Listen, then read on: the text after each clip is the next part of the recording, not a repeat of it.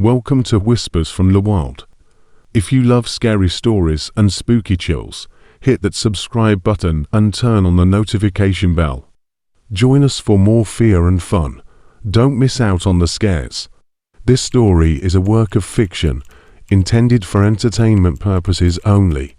Any resemblance to real persons, living or dead, or actual events is purely coincidental. The story is designed to evoke feelings of suspense and fear, and it should not be taken as a true account or believed to have any basis in reality. Viewer discretion is advised, especially for those sensitive to horror themes. The letter was discovered under mysterious circumstances, leading to much speculation about its origin. It was found tucked inside an old, dusty book at a second-hand bookstore by an unsuspecting customer. The letter, written in faded ink on aged paper, appeared to have been hidden for many years.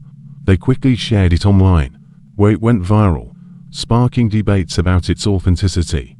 Some claim it's just an elaborate hoax, while others believe it may be connected to a long-lost urban legend. Regardless of its true origins, the letter has captured the imagination of all who have read it, leaving many to wonder about the truth behind the story. To start, let me make one thing clear. I don't expect you to believe me. In fact, I don't even want you to try. All I ask is that someone listens to me. My story begins many years ago, when I was just a small child. I was innocent, someone who hadn't done much harm to anyone. Sure, as a baby, I might have caused some trouble, but nothing that could really hurt anyone. Anyway, my story starts there for a simple reason. Ever since I can remember, looking in a mirror has always unsettled me. I never had a real reason for it. It was just uncomfortable. Despite scientific explanations, seeing an exact reflection of myself and everything around me always made me uneasy. But it was just an annoyance, nothing more. We all have our little quirks and don't spend time trying to explain them. Everything seemed normal until about a month ago when my life changed, probably forever. I can't be sure, but it sure feels that way. I remember that day as being quite ordinary. In fact, it was going very well. I had just received my grades for some tough exams, and they were great. I was thrilled because vacation was coming up, and this was a good chance to ask my parents for something special. When I got home, as usual, no one was there. My parents were at work, and my brother came home an hour later. I heated up the breakfast my mom had left and watched TV while I ate. Afterward, I went to the bathroom to brush my teeth. That's when it happened. I saw her for the first time. As I rinsed my mouth, I glanced in the mirror and saw her standing behind me, completely still, staring at me. I didn't react strongly to surprises or scares, but this time I jumped. My whole body was frozen, and a chill ran from my feet to my head. She looked unsettling at first, but maybe it was just because I was so scared. Her hair was long and messy, and her skin was pale, almost blue, like a corpse. Her clothes were simple, a dirty white blouse and a mid-length skirt.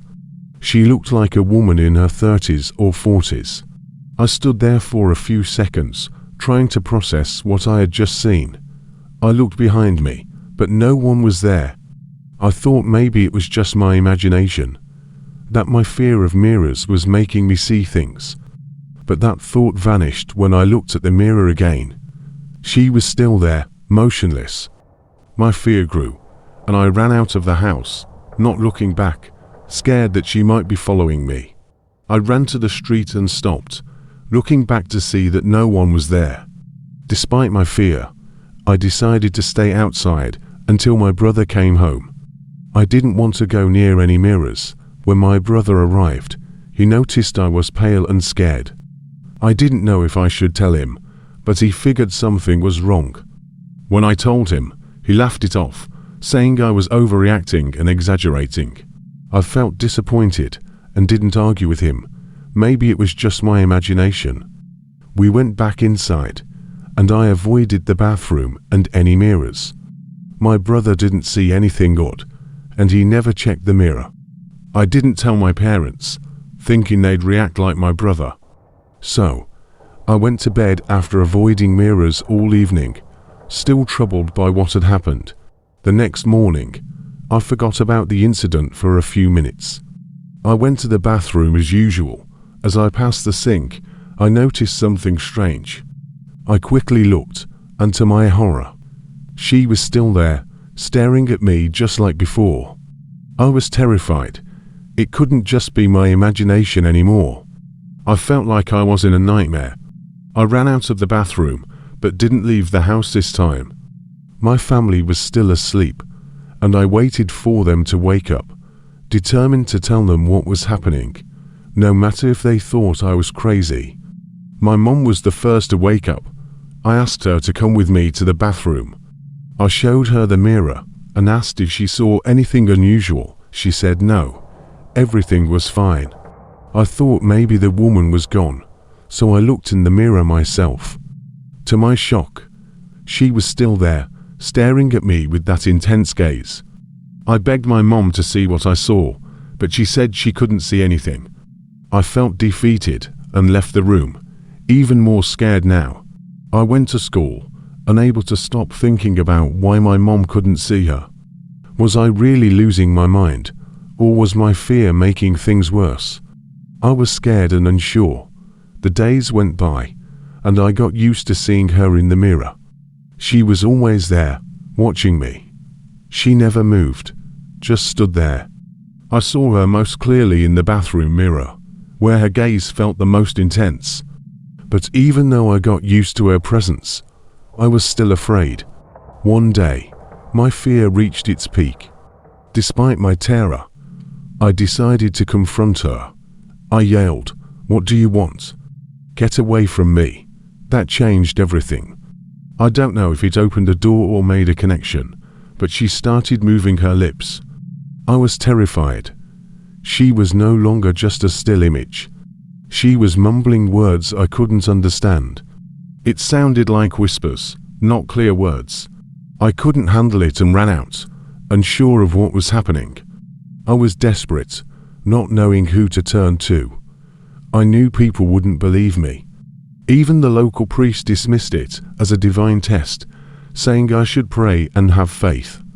I tried, but nothing worked. She kept whispering, driving me mad. I tried to understand what she was saying. At first, she just whispered vague things about immortality, other worlds, and heavens and hells. One day, she spoke directly to me. Her words filled me with fear, the same fear I felt when I first saw her. But her words kept me from running. She said, "Nothing is perfect.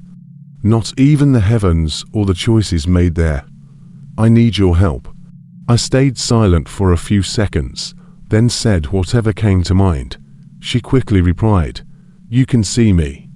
You can pass through the barrier that hides me from others." It was overwhelming. I was talking to a woman in the mirror. No mental illness could explain this. She needed my help, and I wasn't sure if I was crazy or if this was real.